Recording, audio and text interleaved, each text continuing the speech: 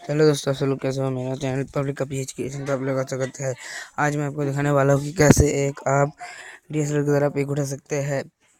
तो आपको इसलिए एक एप्लीकेशन डाउनलोड करना पड़ेगा। तो फर्स्ट टाइम आपको प्ले स्टोर में जाना पड़ेगा।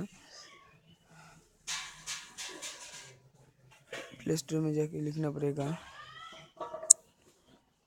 Open camera.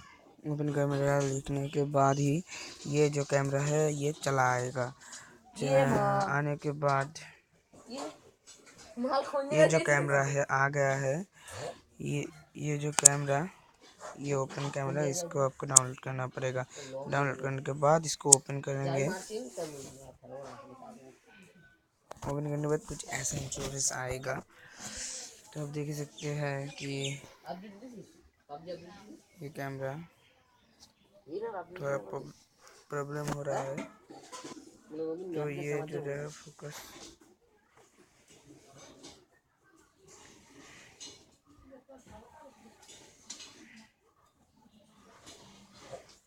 तो देख सकते हैं कि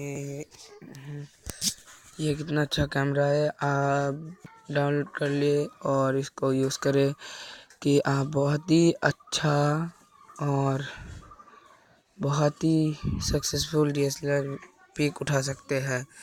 thanks for watching and subscribe my channel public का पीएच क्रिएशन।